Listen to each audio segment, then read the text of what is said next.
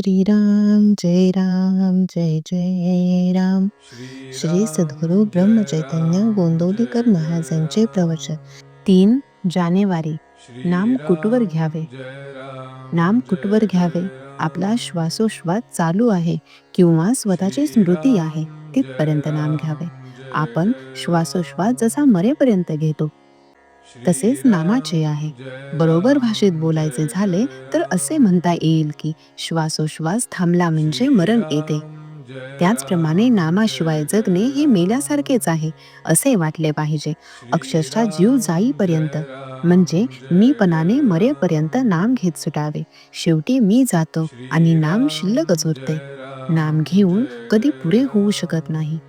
मुक्ती मिळाली की सर्व पुरे झाले असे म्हणतात, पण मुक्तीनंतरही जर काही कर्तव्य उरत असेल तर ते नामस्मरणच.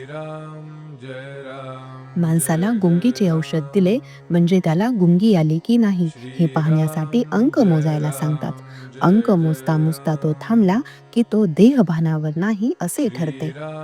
तसे नाम घेता घेता मी नाम घेतो हेही स्मरण जेव्हा राहत नाही तेव्हाच त्या नामात रंगून गेलेल्या माणसाचे पर्यवसान एकांतात होते.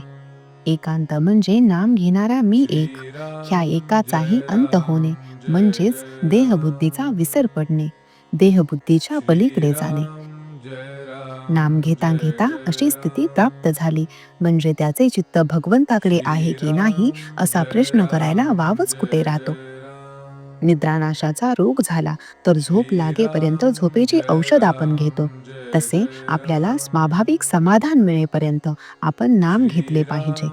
नाम उपाधिरहित असल्याने आपण ही उपाधिरहित झाल्याशिवाय नामाचे प्रेम आपल्याला येणार नाही.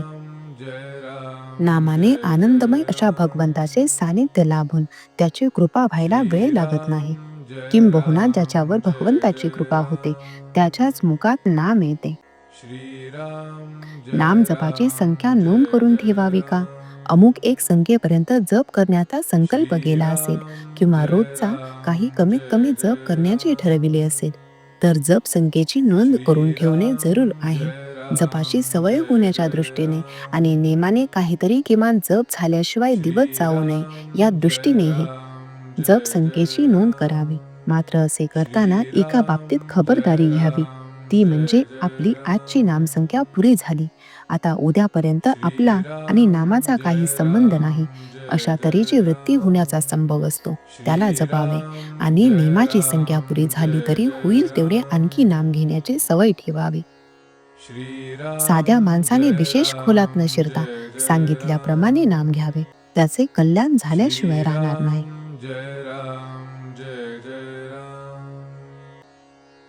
श्रीराम जय राम जय जय राम. श्रीराम जय राम जय जय राम. श्रीराम जय राम जय जय राम. श्रीराम जय राम जय जय राम.